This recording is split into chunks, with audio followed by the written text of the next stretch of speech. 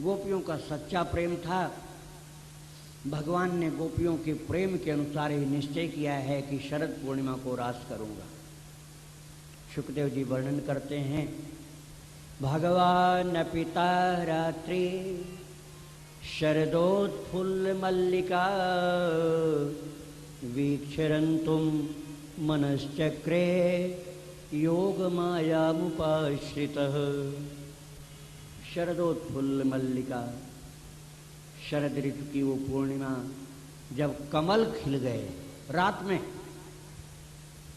कमल कब खिलते हैं? दिन में। कमल रात में नहीं खिलते, दिन में खिलते हैं। लेकिन वृंदावन में कृष्ण को देख करके सब ऋतु सब समय अपना स्वभाव बदल दिए। रात में कमल खिल गए। चांदनी रात है, संपूर्ण किरणों के साथ चंद्रोदय हुआ है और भक्तों यमुना की रेती ऐसी चमचमा रही थी जैसे चमकती हुई चांदी कूट करके उसका चूर्ण बना करके सारी रेती में बिखेरा गया हो। दूर से ही वो रेती चमक रही है। वृंदावन बिहारी लाल की जय। कथा को बहुत सावधानी से श्रवण करो, बार बार अवसर नहीं मिलेगा। बहुत ही मार्मिक कथा है। शरदोत्फुल्ल मल्लिका, उस शरद ऋतु में रात को कमल खिले हुए हैं। वीक्षरन्तुम मनश्चक्रे योग मायामुपाश्रितः। भगवान ने रमण करने के लिए, रास करने के लिए योग माया को बुलाया है। ठाकुर जी ने रास करने के लिए क्या किया है? वंशी वट के नीचे खड़े होकर के जमुना के किनारे ललित त्रिभंग गति में खड़े होकर के अपनी वंशी को अधरामृत से अवसिंचित करते हुए मधुर फूंक मारी है और बड़ी सरस सुरीली ध्वनि निकली है।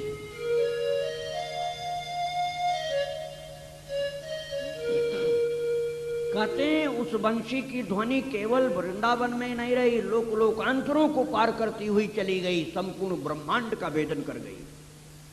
महाराज उस समय चंद्रोदय हो रहा था।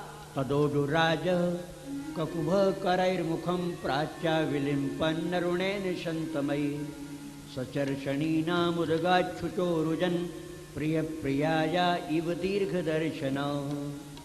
जैसे कोई प्रियतमा के पास बहुत दिन के बाद आए हों तो प्रेम में अपनी प्रियतमा के मुखारविंद को लाल रंग से प्यार से रंग दें। लाल रंग से प्यार से जैसे अबीर गुलाल लगा दें अपनी प्रेयसी के मुख में, ऐसे ही प्राची दिशा में लालिमा छा गई है और चंद्रमा की संपूर्ण किरणें सारे भुवन को आलोकित कर रही हैं। भगवान ने उस समय जब वंशी बजाया है तब गोपियां अपने अपने घर से निकल करके चली। निशम्य गीतम तदनंग वर्धनम ब्रजस्त्रिय कृष्ण गृहीत मानसा आजग्मुरन्योन्यमलक्षितोद्यमा सयत्र लोला जवलोल कुंडला।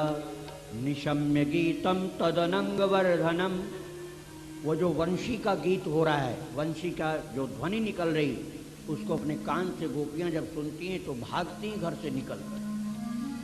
महाराज सुखदेव जी कहते हैं कि ये गोपियां अपने घर में तैयार नहीं थी जाने के लिए, लेकिन ये निकल करके सब भागी हैं। ये कोई अपना काम भी कर रही थी, कोई तो गोबर से लिपाई कर रही थी, लिपाई करते हुए हाथ में गोबर लपेटे भागी चली जा रही। कोई अपने बच्चे को अपने अंचल का दूध पिला रही थी, बंशी ध्वनि कान में आई है तो बच्चा उनके गोद से गिर गया धरती पर और वो भागती चली गई। महाराज कोई अपने पति की चरण सेवा कर रही थी, पति की चरण सेवा छोड़ के भागी। महाराज कोई भोजन बना रही थी, भोजन बनाने में उसका ध्यान ही नहीं रहा, जो हाथ में आया वही डाल दिया भोजन में। सब्जी बना रही थी तो उसमें डाल दिया चीनी, दूध, चावल सब्जी में, और खीर बना रही थी तो मिर्च मसाले डाल दिया उसमें और भागती हुई चली जा रही। कोई गोपी कपड़ा पहन रही थी तो लहंगा उसको पहनना था जहां, वहां नहीं पहन करके वो ऊपर गले में बांध लिया उसने। और कोई गोपी हाथ से वस्त्र छूट गया, महाराज वस्त्रहीन अवस्था में भगी, उसको अपने तन की सुधि नहीं। महाराज कोई आभूषण पहन रही थी, करधनी कमर में, करधनी कमर में नहीं बांध के गले में लटका के भग पड़ी।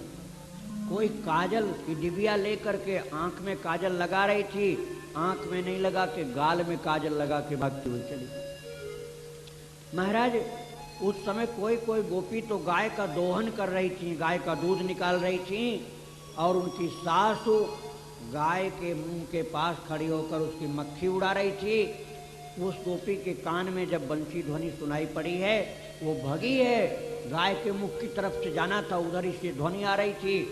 अपनी सास को जोर से धक्का मार दिया उसने अनजान में, वो गिर गई, उसकी पेट पर से चढ़ती हुई निकल गई। गोपियों की ऐसी स्थिति थी कि उनको अपने तन की सुधि ही नहीं। महाराज जब वो गोपियां पहुंची हैं जमुना किनारे, तो उन्होंने क्या दर्शन किया है।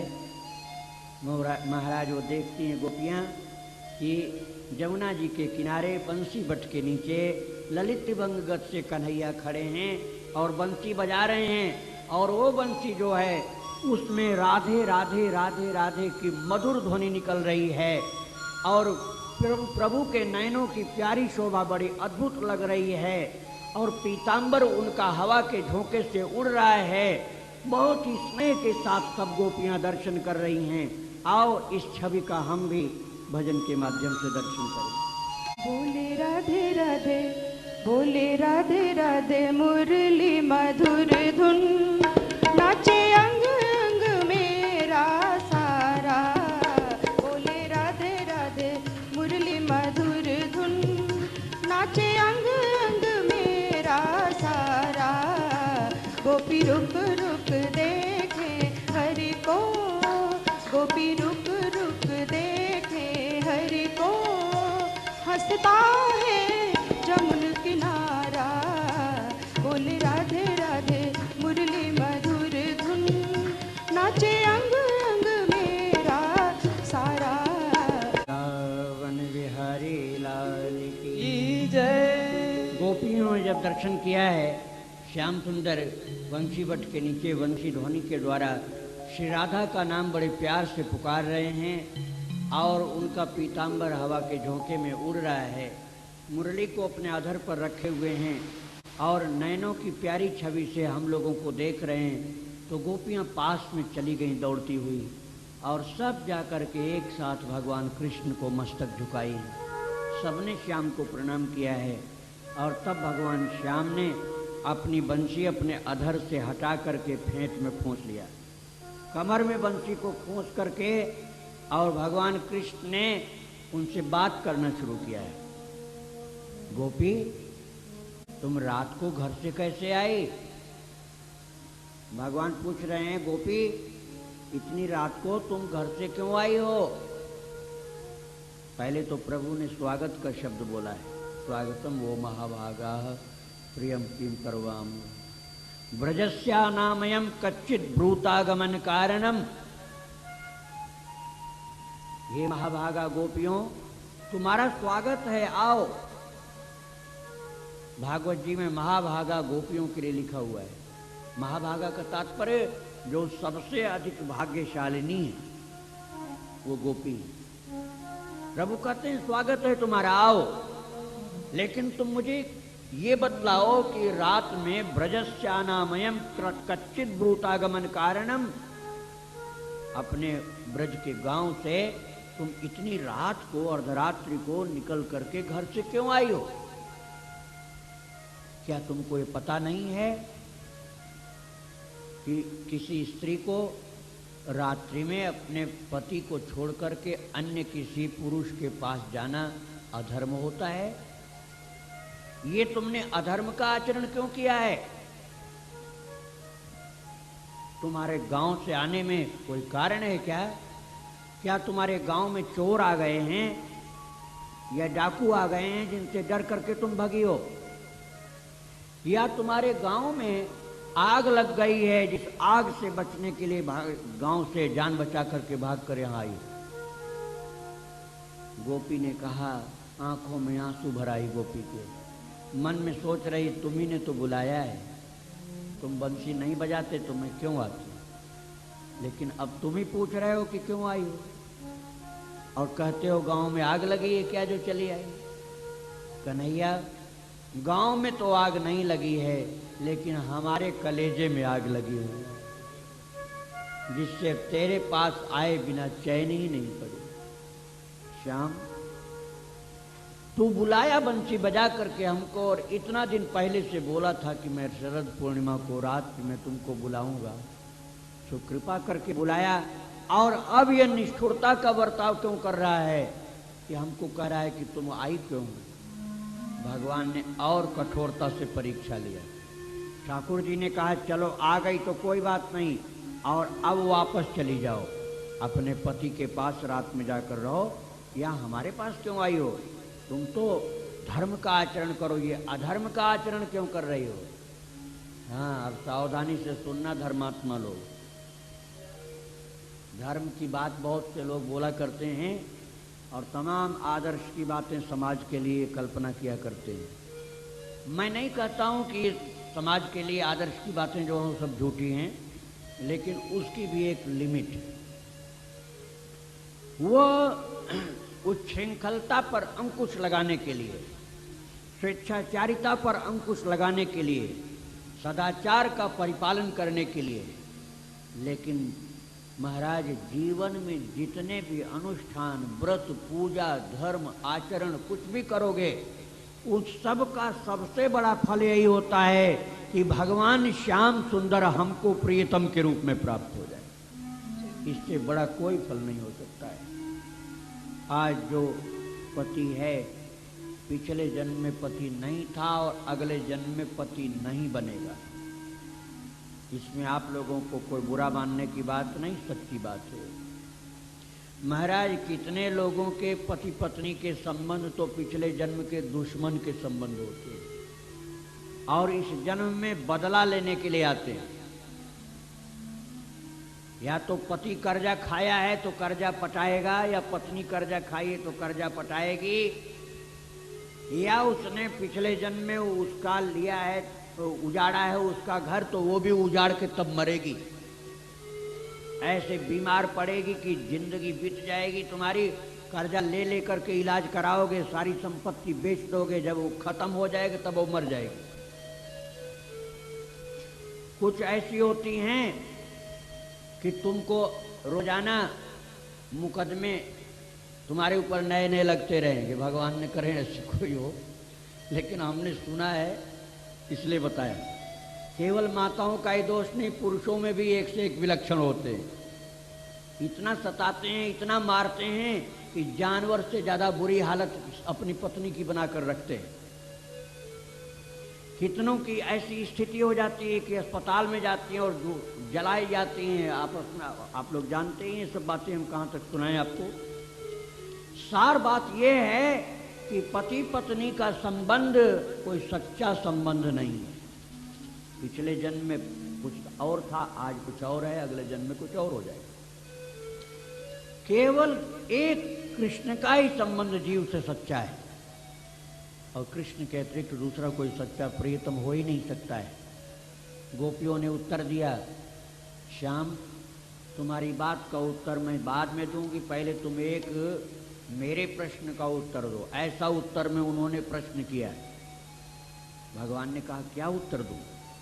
बोले महाराज एक बात बताओ, किसी का पति परदेश गया हो कमाने के लिए, और उसकी पत्नी अपने देश में उसकी रोजाना प्रतीक्षा करती है, भक्ति करती है, इंतजार करती है, उसकी फोटो रख के पूजा करती है। महाराज जिस समय वो अपने पति का स्मरण कर रही थी, उसकी फोटो की पूजा कर रही थी, उसी समय अचानक उसका पति आ गया और घर के बाहर खड़ा है। खिड़की से एक बच्चे ने चिल्ला करके कहा कि तुम पूजा कर रही हो उनकी, और वो तो दरवाजे के बाहर खड़े हैं। अब बताओ, अब उस स्त्री का क्या कर्तव्य है? अब उनकी वो फोटो की पूजा करे, या वास्तविक पति जो द्वार पर आया उसको अंदर बुलाकर उसकी सेवा करे? भगवान ने कहा अब पति वास्तविक आ गया तो चित्र की आवश्यकता नहीं है, चित्र फाड़ना भी नहीं है। हाँ, थोड़ा सा संशोधन के साथ समझिए। इसका मतलब है आप यही समझना कि चित्र को फाड़ना या फेंक देना है।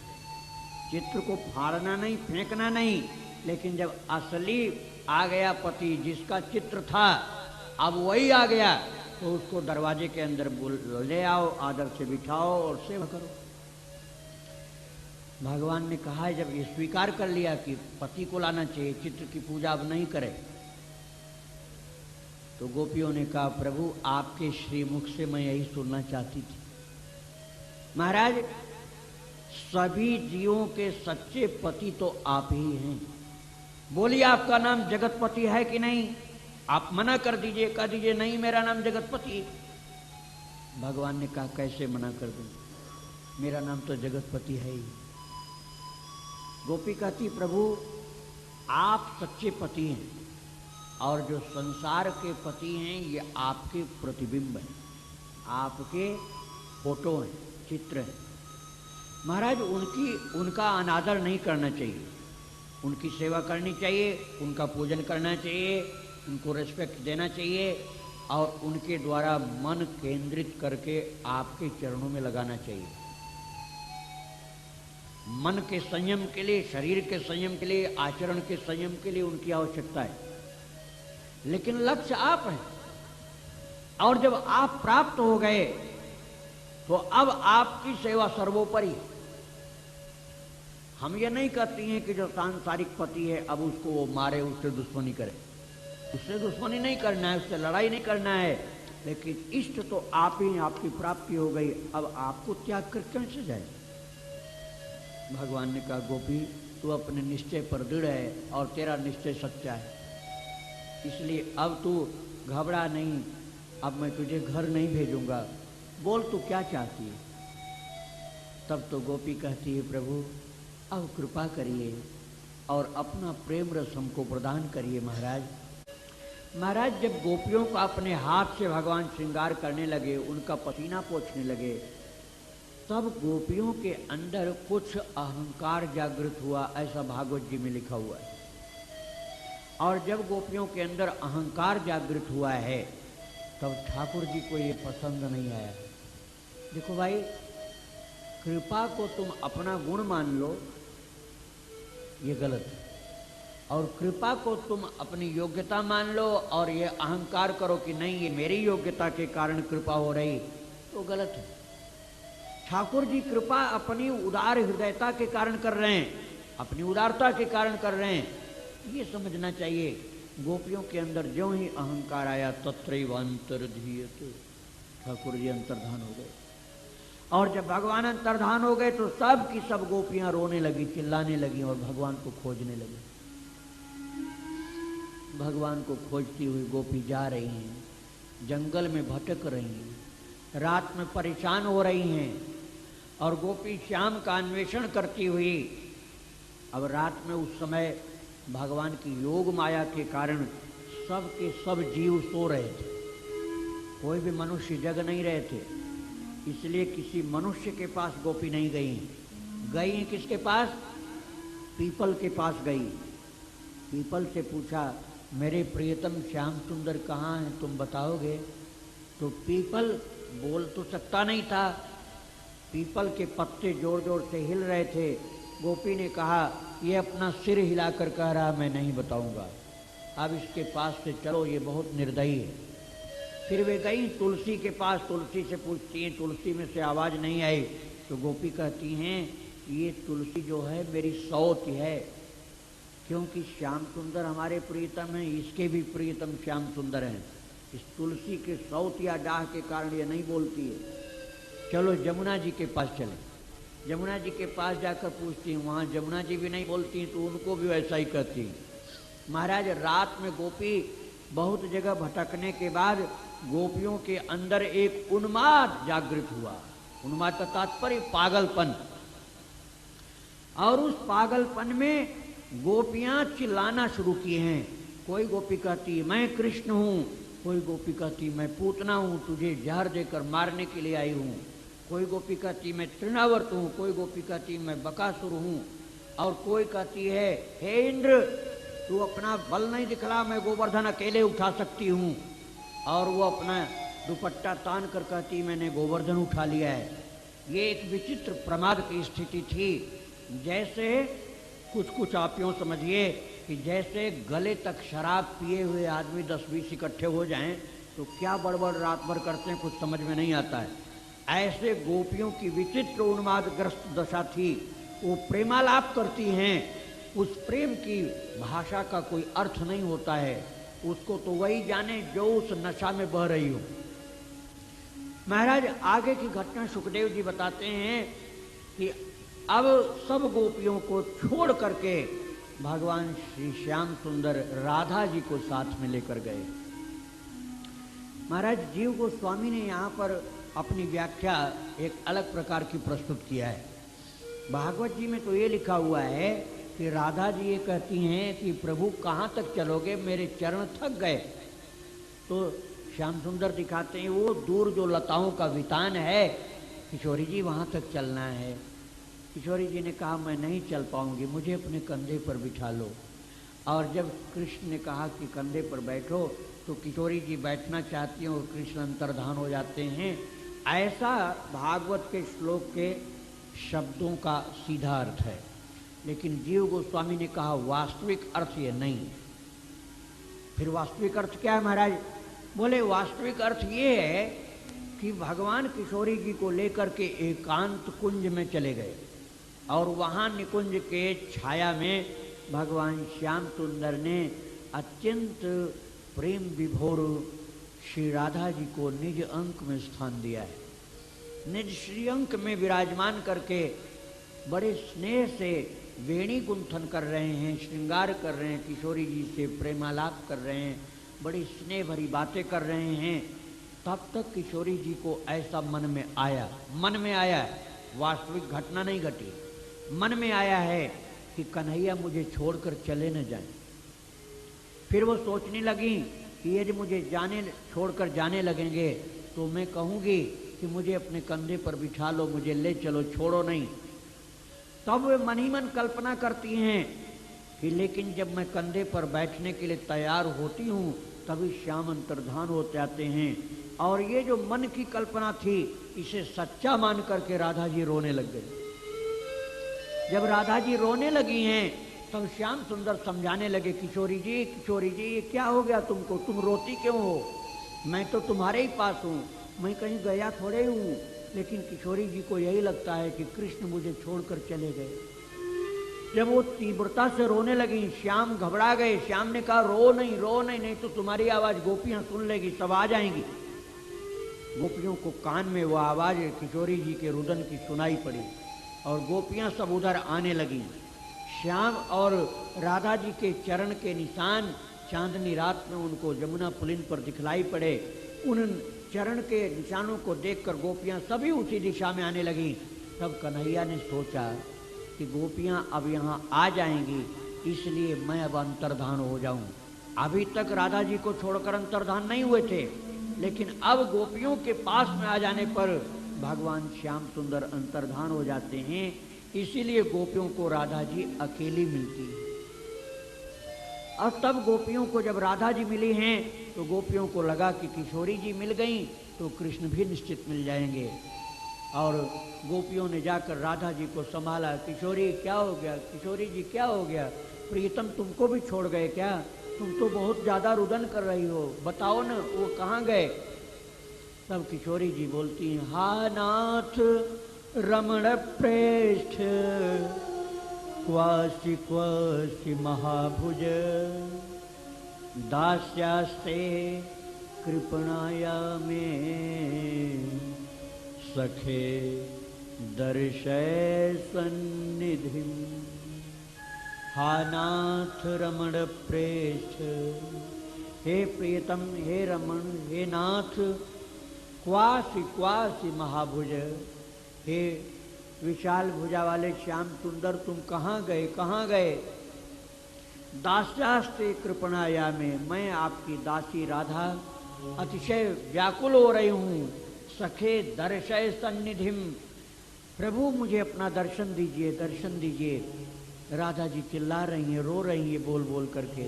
गोपियों ने चारों तरफ से पकड़ करके ललिता विशाखा आदि ने उनको संभाला। किशोरी जी धैर्य रखो, धैर्य रखो, हम सब मिल करके प्रियतम को पुकारेंगे, प्रियतम हमें छोड़कर नहीं जाएंगे, निश्चित आएंगे। तब सब गोपियों ने एक साथ भगवान को रो रो करके पुकारना शुरू किया है। महाराज सुखदेव जी कहते हैं पहले तो वो भगवान का नाम और चरित्र बोल करके गा करके भगवान को पुकार रही थी, लेकिन उनके गाने में ही रोना भी शुरू हो गया, इसलिए रुदन मिश्रित गायन हो गया। गोप्य प्रगायन्त्य प्रलपन्त्यश्च चित्रधा, प्रगायन्त्य और प्रलपन्त्यश्च, गायन और रुदन दोनों एक में मिश्रित हो गया। रुदन युक्त गायन के साथ गोपियों ने पुकारा है और इसी गायन को गोपी गीत कहा गया है। भक्तों, ये गोपी गीत जो भागवत जी के पूर्वार्ध में रास पंचाध्याय में वर्णित है, इसकी अनंत महिमा है। इस गोपी गीत को भाव समझ करके, अर्थ समझते हुए प्रेम के साथ रोजाना रात को या तो अकेले में और या एक जैसे भाव के कई लोग हों, एक जैसे भाव के ही सब लोग हों, और या तो भाव अलग भाव को बिगाड़ने वाले कुछ कुसंगी कुछ नास्तिक लोग आ गए हों तो हाथ जोड़ लो उनको। महाराज ये बहुत बुरा होता है यदि आप भाव की प्रेम की बात भगवान को सुनाओ और दूसरा कोई नास्तिक आदमी एक बैठा होगा ना तो आपकी भक्ति में बड़ी भारी बाधा पड़ेगी। चैतन्य चरितामृत में वर्णन है, श्रीवास जी के आंगन में जब चैतन्य महाप्रभु कीर्तन करते थे तो एक दिन उनका कीर्तन जमा नहीं, आनंद नहीं आया। उन्होंने कहा कोई व्यक्ति यहाँ पर ऐसा जरूर आ गया है जो कृष्ण का प्रेमी नहीं है। तो एक व्यक्ति उसमें मिल गया जो केवल ये देखने के लिए आया था ये लोग रात में यहाँ इकट्ठे होकर क्या करते। तो चैतन्य महाप्रभु ने कहा इसको बाहर निकालो तभी प्रेम का कीर्तन हो पाएगा। उसको निकालने के बाद ही कीर्तन का रस आया। तो महाराज सावधान रहना, यदि गोपी गीत गाते समय और लोग नास्तिक कोई बैठे होंगे तो भक्ति का रस नहीं मिलेगा आपको। या तो अकेले में अर्धरात्रि को गोपी गीत का प्रेम से पाठ करो अर्थ विचार के साथ, नहीं तो कई लोग हों तो सब प्रेम के साथ एक भाव से करो। महाराज गोपी गीत जो गाया है गोपियों ने उसके एक एक शब्द 19 श्लोक हैं। अब उसकी व्याख्या लघु समय में कहाँ से हो पाएगी भक्तों। आप जानते हैं कल प्रातःकालीन सत्र में कथा को विराम दिया जाएगा, तो अब गोपी गीत की व्याख्या तो मैं नहीं कर पाऊंगा, केवल थोड़ा थोड़ा स्पर्श करता चलूंगा। गोपी कहती है कि प्रभु आपके जन्म लेने से ये ब्रज की वसुंधरा धन्य हो गई। महाराज आपका मुखारविंद जो है सुंदर खिले हुए कमल के सदृश है। महाराज आप शिरस ध्येयनः श्री करग्रहम, हे श्री करग्रहम, आप अपने हाथ से लक्ष्मी का हाथ पकड़ते हैं। जिन अपने हस्तकमल से आप लक्ष्मी जी का हाथ पकड़े हैं उसी अपने हाथ को हमारे सिर पर कृपा पूर्वक रख दीजिए। शिरसि ध्येयनः श्री करग्रहम, अपने हाथ को हमारे सिर पर पधराइए। तो एक गोपी को ऐसा लगा कि जैसे ठाकुर जी कह रहे हैं कि तुम यही तो चाहती हो कि तुम्हारे सिर पर मैं हाथ रख दूं तो मैं तुम लोगों को दिखलाई नहीं पड़ूंगा, आ करके तुम्हारे पीछे से तुम्हारे सिर के ऊपर हाथ रख के चला जाऊंगा। उस गोपी को ऐसा अनुभव हुआ। उसने कहा नहीं नहीं नहीं प्रभु ऐसा नहीं, केवल सिर पर हाथ नहीं रखिए। जल रुहाननम चारु दर्शय, जल रुहाननम चारु दर्शय, अपने सुंदर श्रीमुख की छवि को कृपा करके मुझे दर्शन करा दीजिए। कि सिर पर तो हाथ रखिए रखिए, अपने मुखारविंद की छवि का दर्शन भी करा दीजिए। गोपी कहती है कन्हैया मुझे पता है तो केवल कोई एक गोपी का अर्थात यशोदा मैया का ही केवल बेटा नहीं है, तो केवल ग्वाल बाल नहीं है, मैं जानती हूं तू कौन है। नखल गोपिका नंदनो भवा अखिल देहि नाम अंतरात्म दृक् विखन सर्थितो विश्वगुप्त सखुदेवान् सात्वतां कुले नखल गोपिका नंदनो भवा नखिल देहि नाम अंतरात्म दृक्। गोपी कहती प्रभु विखन सार्थितो विश्वगुप्त सखुदेवान् सात्वतां कुले। महाराज आप विखन सार्थितो ब्रह्मा जी की प्रार्थना पर आप प्रकट हुए नारायण हैं।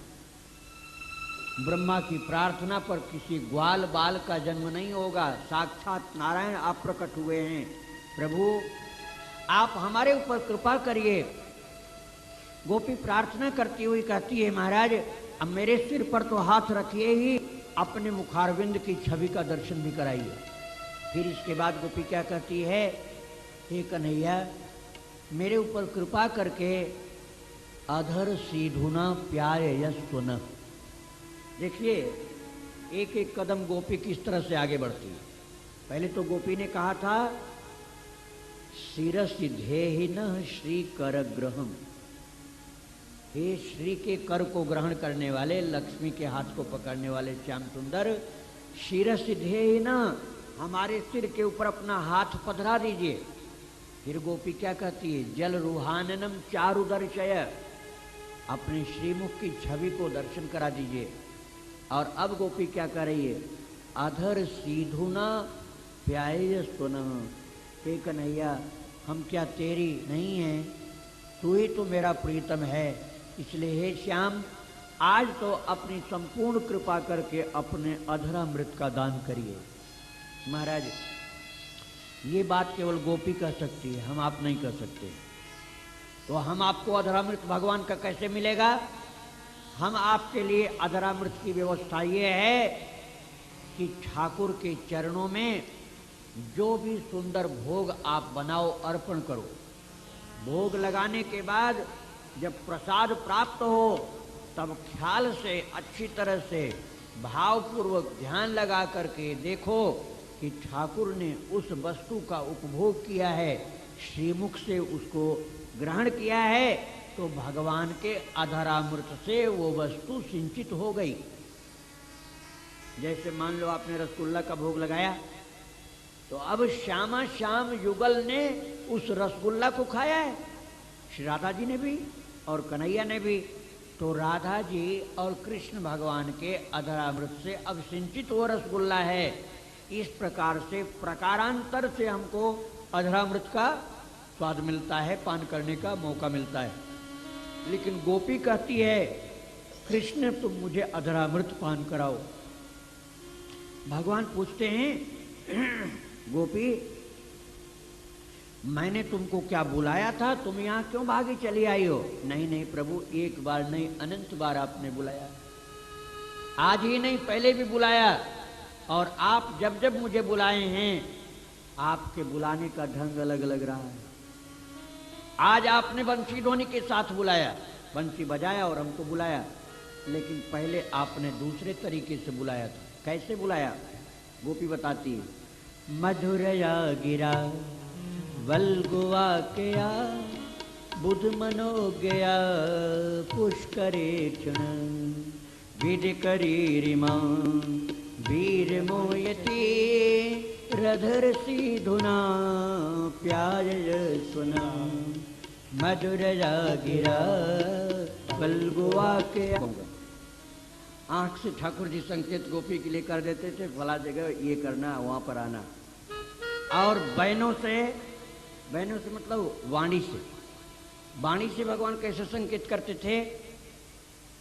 शब्द बोलते थे, अर्थ कुछ होता था। जैसे जिस दिन मनसुखा नहीं आया है गौ चराने, उस दिन उसका नाम लेंगे। जिस दिन सुबल नहीं आया उस दिन सुबल का नाम लेंगे।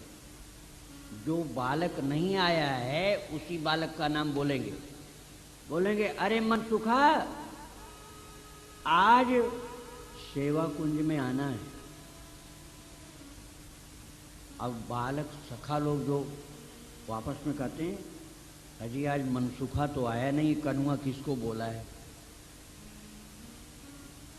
तो एक सखा ने कहा, तुझको पता नहीं, मनसुखा तो नहीं आया है, लेकिन वो मनसुखी जा रही उसको कहा है। गोपी को कहा है। गोपी को गोपी का नाम लेकर इसलिए नहीं कहा जिससे सब लोग जान न पाए। मनसुखा का नाम लिया है, लेकिन गोपी समझ गई कि कहा गया मुझको है।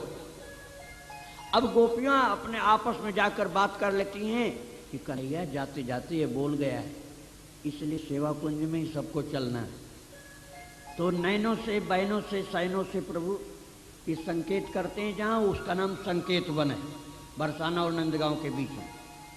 तो इसी बात को यहाँ गोपी गीत में गोपी कह रही है, बुध मनोज्ञया पुष्करे क्षण, बुध मनोज्ञया पुष्करे क्षण, अपने सुंदर नेत्रों के इशारे से, संकेत से आप बुलाते हैं।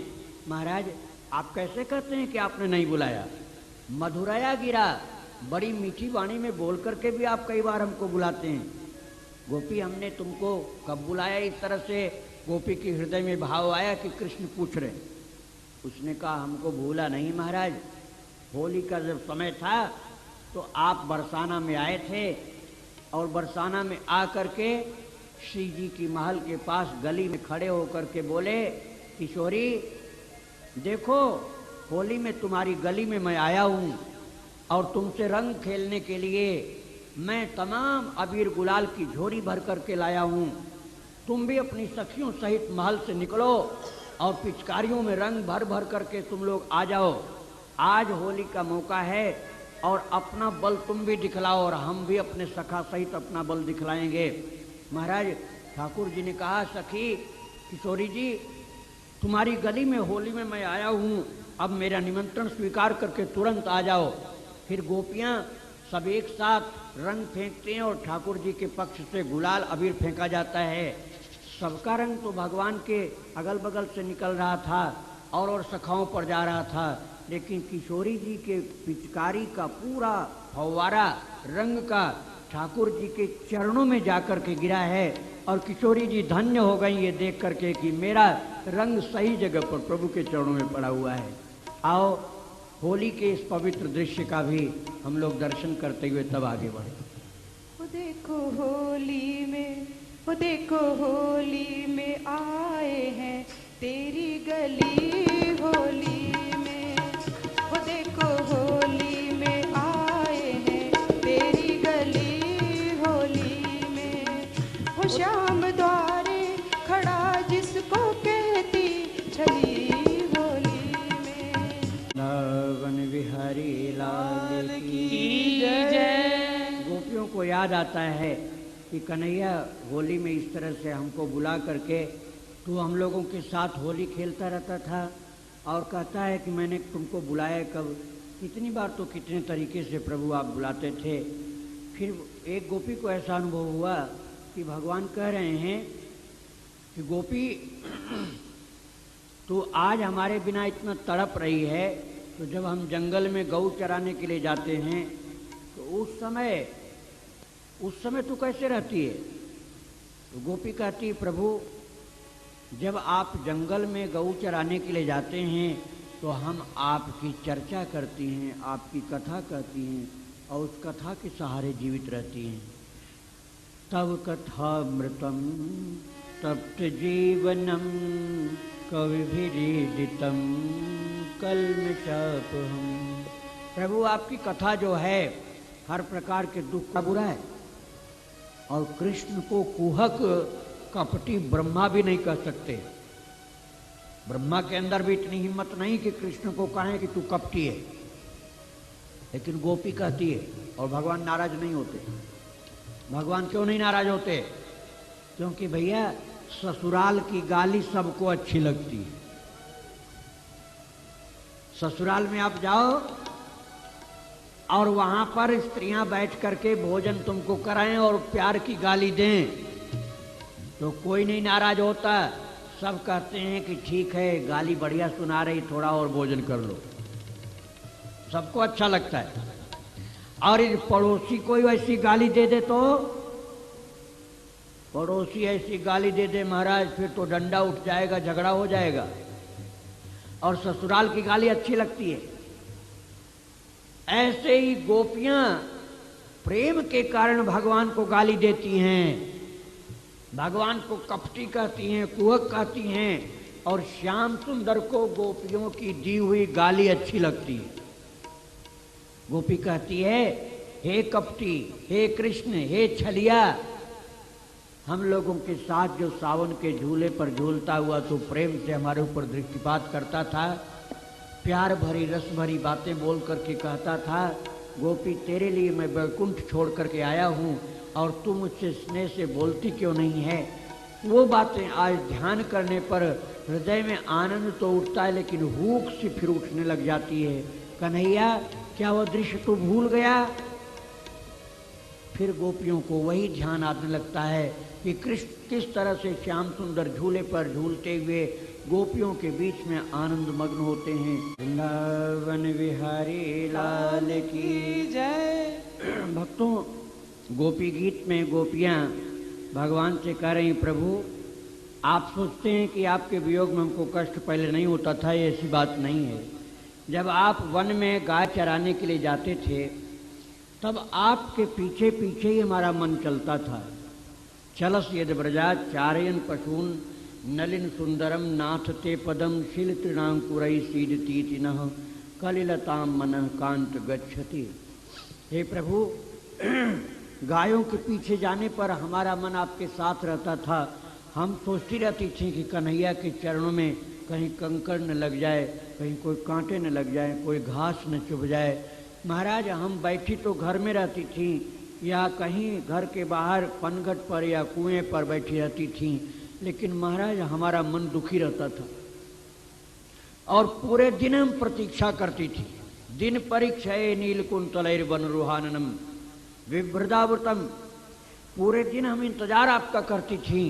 और महाराज जब शाम को आप आते थे तब आपकी मधुर अलकावलियों के ऊपर धूल से आच्छादित जो दृश्य होता था, जो प्रस्वेद बिंदु आपके श्रीमुख पर दिखलाई पड़ता था, उसको देखने के लिए हम लालायित हो जाती थी। महाराज, आज के आते समय जब हम किसी अपने घर के ऊपर चढ़ करके या कहीं किसी कोने में खड़ी होकर के जब हम आपके श्रीमुख की छवि को देखती थी, महाराज उस समय हमारी आंखों की पलक यदि गिर जाती थी तो हमें लगता था कि हमारे इस दर्शन के कार्य में बड़ी बाधा पड़ गई। अरे ब्रह्मा, तो कितना पागल है कि तूने हमारी आंखों में पलक बना दिया। पक्ष्मकृत दृशाम, ये आंखों में पलक क्यों बनाया? यदि आंखों में पलक नहीं बनाता तो लगातार हम कन्हैया का दर्शन करती। इसमें तो व्यवधान पड़ रहा है। महाराज, आपके दर्शन में हमको कितना आनंद मिलता है कि पलक गिरने का व्यवधान भी हमको बड़ा कष्टकर लगता है। हे श्याम सुंदर, जब इतना अल्प व्यवधान हमको दुख देता है तो आप इतनी देर से इस समय अंतर्धान हो गए हैं, अदृश्य हो गए हैं, तो हमें कितना कष्ट होता होगा। आप विचार कर लीजिए प्रभु, आप जल्दी आ जाइए। महाराज, हमने आपके लिए पूरे परिवार को छोड़ा। पति सुतान्वय भ्रातृबांधवान अति विलंबितेन च्युतागता, हमने अपने पति पुत्र भाई बंधु पिता माता सबको छोड़ा है श्याम, तुमको पाने के लिए। और इतने के बाद भी तुम हमें आज रात में छोड़ रहे हो, तो महाराज आप बिना हथियार के हमको मार रहे हो, बिना किसी तलवार के आप हमारी गर्दन काट रहे हो। क्योंकि अब सब छोड़ने के बाद जब आपको हमने पकड़ा और आप हमें रात में छोड़ करके कष्ट यजेन निशी, इस रात में हमें छोड़कर कैसे जा रहे हो प्रभु? महाराज, गोपियों के हृदय में इतना अधिक विरह व्याप्त हुआ है कि सब बड़ी जोर जोर से रोने लगी और सब कहने लगी, कन्हैया अब आ जा, नहीं तो हम सब मरी हुई तुझे मिलेंगी। बाद में जब तू आएगा तो यहाँ गोपियाँ नहीं मिलेंगी, यहाँ गोपियों की लाश तुझको मिलेगी। और महाराज फिर गोपी अपने सीने को पकड़ करके कहने लगी, हे श्याम सुंदर, हम अपने इन्हीं वक्षों के ऊपर तुम्हारे चरण रखने में डरती थीं कि हमारे वक्ष कठोर हैं और तुम्हारा चरण कमल मुलायम है, कोमल है। कहीं हमारे कठोर वक्ष से तुम्हारे कोमल चरणों में चोट न लग जाए, हमें ये भय लगता था। और आज आप उन्हीं अपने कोमल चरणों से इस रात्रि में जंगल में भटक रहे हो। हे श्याम सुंदर, रात्रि में जंगल में तुम भटक रहे हो तो तुम्हारे चरणों में कड़े कड़े तिनके, कंकड़ी, पत्थर, कांटे ये चुभ रहे होंगे। जिन चरणों को अपने सीने पर हमें रखने में डर लगता था कि आपको कहीं चुभ न जाए, चरण में चोट न लग जाए, उन्हीं चरणों से जंगल में कष्ट पा रहे हो। कन्हैया, ये हमसे नहीं सहा जाएगा और ऐसे तू रात में भटकेगा तो हम निश्चित ही अब प्राण छोड़ देंगे। महाराज, ये महाभाव की पराकाष्ठा की स्थिति थी गोपियों की, जिसको समझना बिना भगवत कृपा के असंभव है। महाराज, ऐसे बोलती हुई जब गोपी अतिशय व्याकुल हुई हैं और कोई कोई तो मूर्छित हो गई, कोई चिल्लाने लगी, रोने लगी, तब व्यास जी कहते हैं, इति गोप्य प्रगायन्त्य प्रलपन्त्यश्च चित्रधा रुरुदु सुस्वरम राजन कृष्ण दर्शन लालसा। कृष्ण के दर्शन की तीव्र लालसा से गोपियों ने जब जोर जोर से आर्तनाद करना शुरू किया है, तब क्या हुआ है? तासाम आविर्भूत छोरी स्मय माने मुखाम्बुज। उन गोपियों के बीच में ही सहसा कृष्ण प्रकट हो गए और जब अचानक भगवान प्रकट हो गए गोपियों के बीच में, तो सब गोपियां दौड़ करके भगवान से लिपट गई।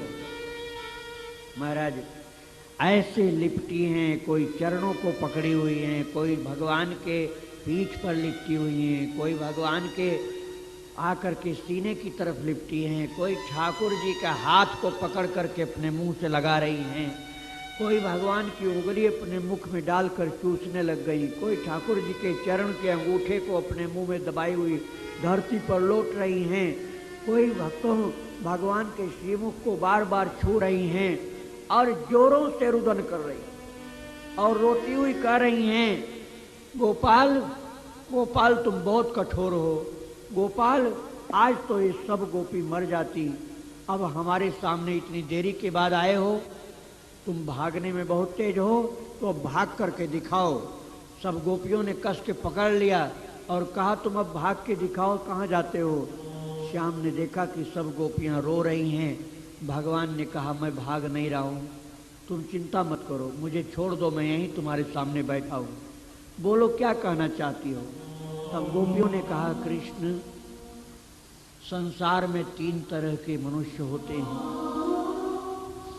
एक तो वो होते हैं महाराज जो प्रेम करने वाले से प्रेम करते हैं, और एक वो होते हैं जो प्रेम न करने वाले से भी प्रेम करते हैं। प्रेम करने वाले से तो करते ही हैं, प्रेम न करने वाले से भी प्रेम करते हैं।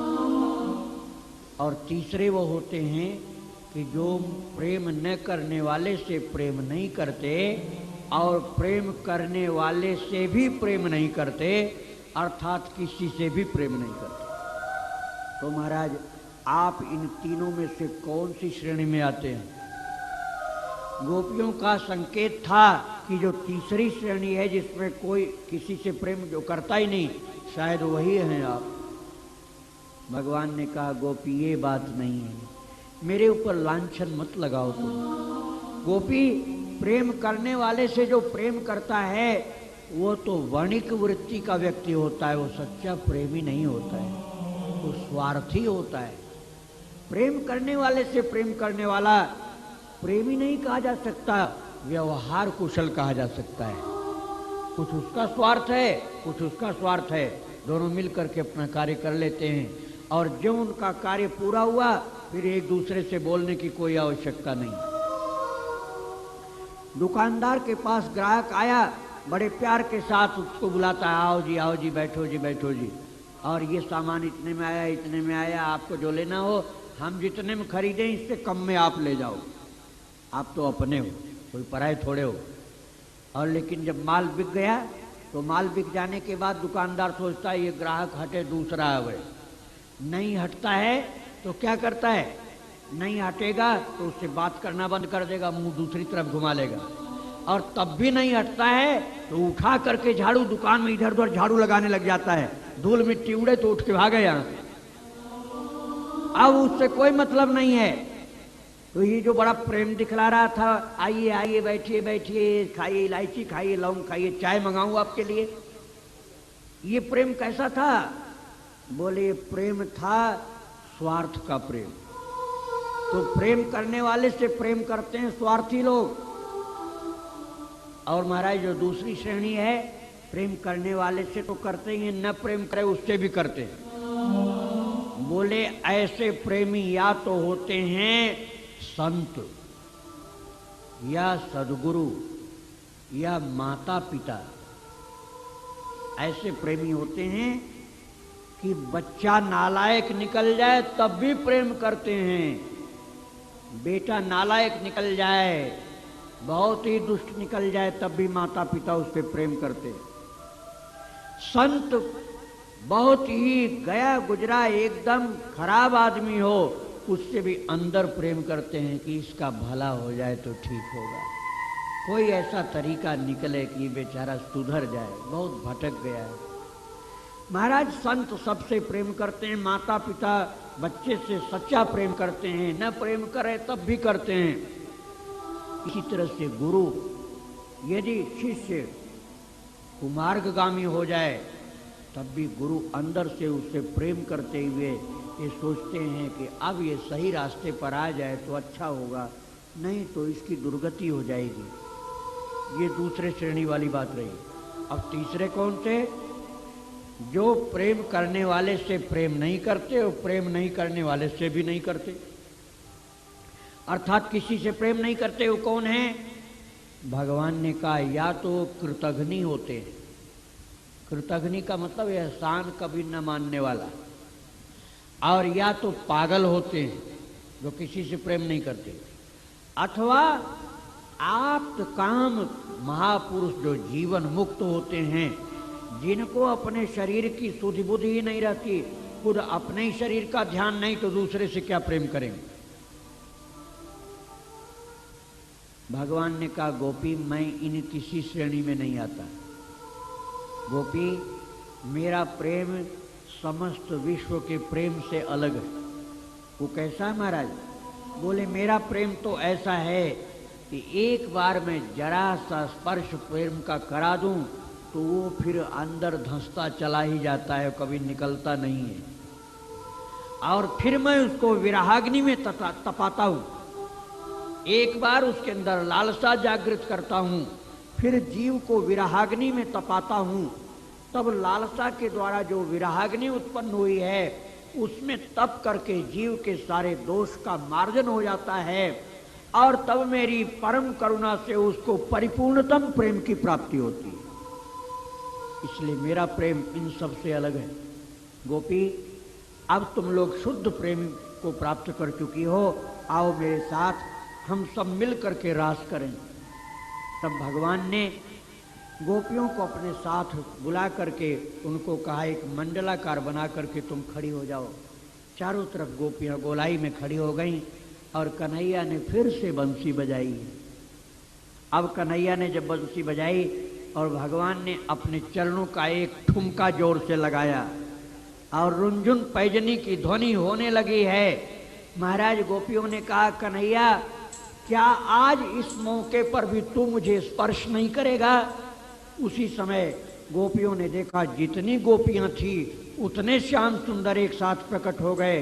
हर एक गोपी के बगल में कृष्ण दिखलाई पड़ रहे हैं, हर गोपी को श्याम सुंदर स्पर्श कर रहे हैं। और भगवान नृत्य जब करने लगे तो गोपियों की भी रुंझुन पायल बजने लगी हैं, उनकी भी चूड़ी करधनी उन सब के नूपुरों की ध्वनि होने लगी है।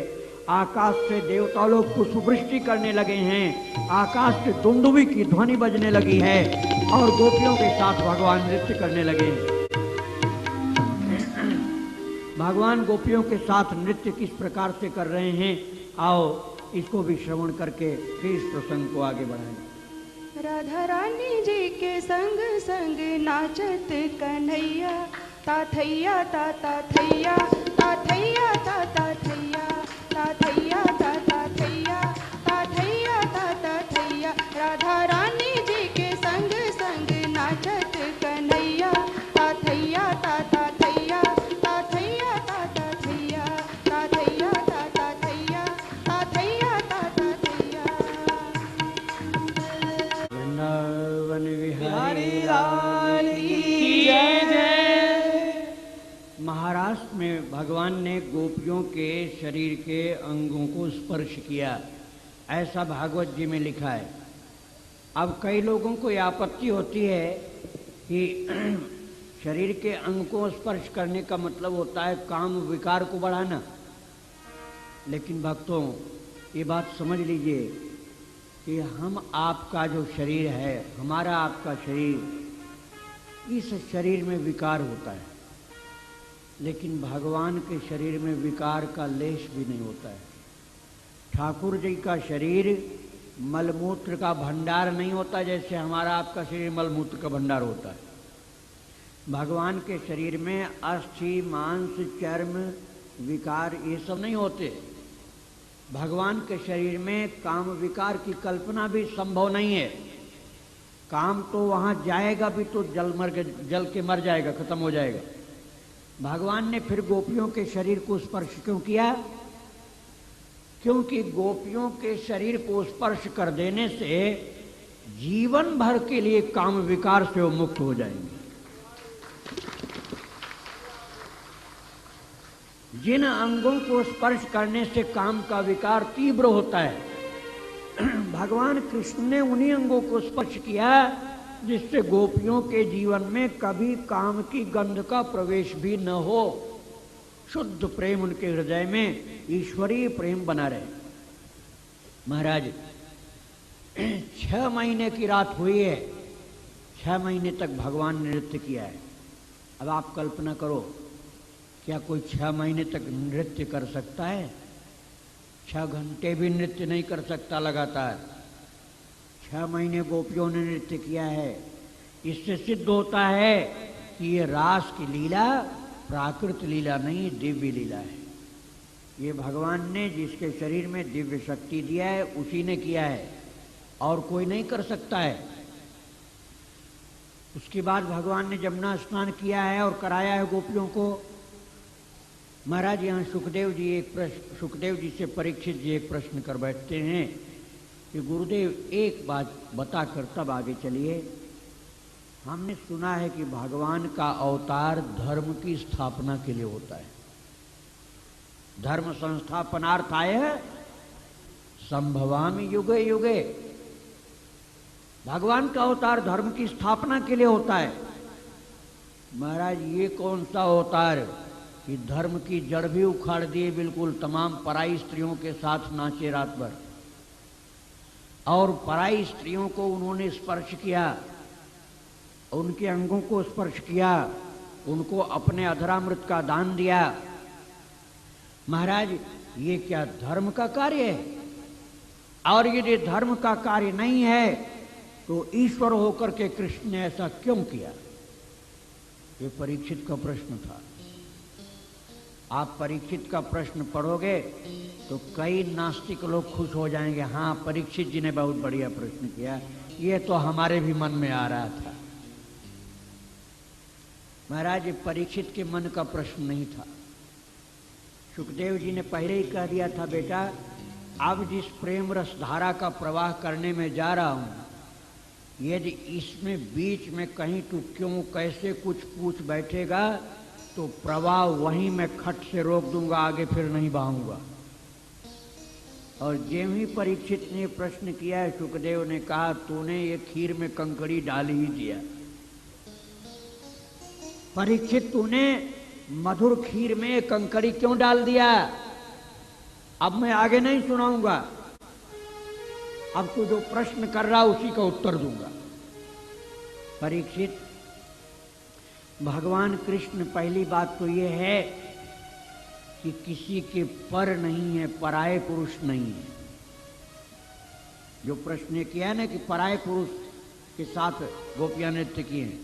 तो पहली बात तो यह है कि भगवान पराये पुरुष किसी के हैं ही नहीं, वो सबके अपने हैं, इसलिए वे दोष नहीं लगेगा उनको। दूसरी बात यह है कि भागवत जी में लिखा है कि गोपियां सब एक रूप से अपने घर में सोई हुई मिली हैं, स्वान स्वान दारान ब्रजौकुस, अर्थात दिव्य देह से रास हुआ है। तीसरी बात यह है भक्तों कि उस समय एक बच्चे की आयु में भगवान थे। भगवान एक बच्चे की आयु में थे, 8 वर्ष के बालक। 8 वर्ष का बच्चा किसी कन्या के साथ नृत्य करे, अपने घर के 8 वर्ष के बच्चे को याद कर लोगे तब समझ में आएगा। आपके घर में जो आपका नाती 8 वर्ष का हो उसकी याद कर लो, फिर विचार करो कि वही किसी लड़की के साथ नृत्य करे तो क्या आप इसको गंदा मानोगे? और फिर इसके अलावा और भी बातें सुखदेव जी सुनाते हैं। सुखदेव जी कहते हैं देखो, गंगा जी के धार में यदि कहीं का कोई नाली आकर के गिर जाए तो गंगा अशुद्ध नहीं होती, बल्कि वो गंदा जल भी शुद्ध हो जाता है।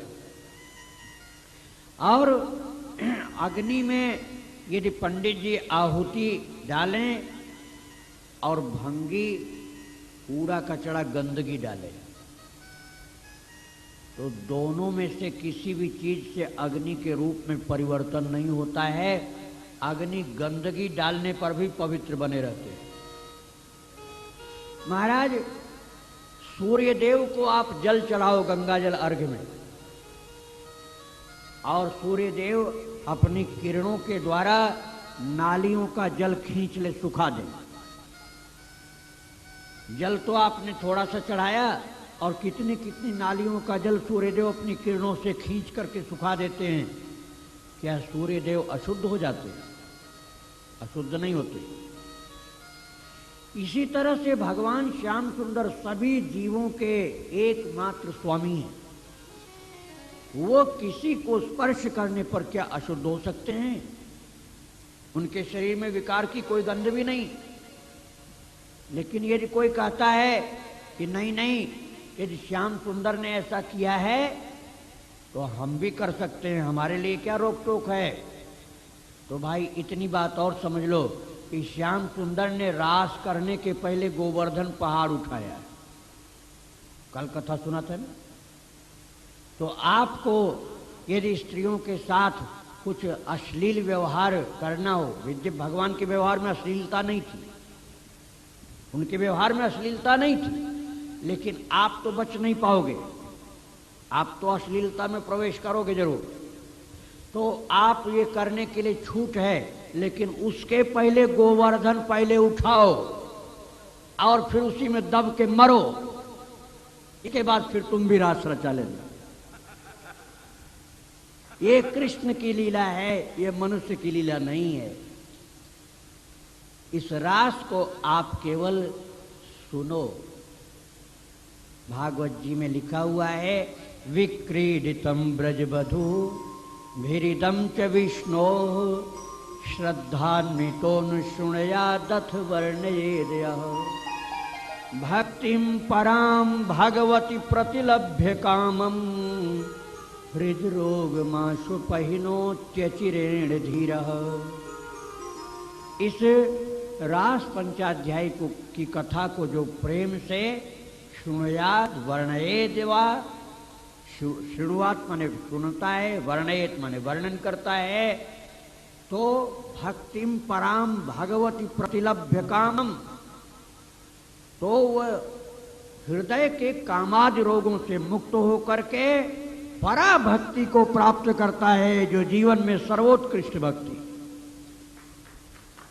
महाराज, ये रास की लीला भगवान की श्रवणीय है, मननीय है, पठनीय है, ध्यान करने योग्य है, चिंतनीय है, सदा स्मरणीय है, लेकिन करणीय नहीं है। ये अनुकरणीय नहीं है। केवल ध्यान करने से ही पूरा आपको लाभ मिलेगा। ठाकुर की इस लीला का ध्यान करोगे, गोपियों के साथ प्रभु नृत्य कर रहे हैं, रास कर रहे हैं, इसका ध्यान करोगे, आपका ध्यान करने से परम मंगलमय कल्याण आपको प्राप्त होगा, जीवन का उत्कर्ष होगा, लक्ष्य की प्राप्ति होगी। और यदि सोचोगे कि ये आपके लिए भी प्रशस्त है तो फिर आपका पराभव होगा। रास के इसी प्रकरण के साथ इस समय की कथा को विराम दिया जा रहा है। शाम की कथा में हम रुक्मिणी जी के विवाह तक की कथा आपको सुनाएंगे ठाकुर की कृपा से। अब आप हरि नाम बोलेंगे। हरि बोल हरि बोल।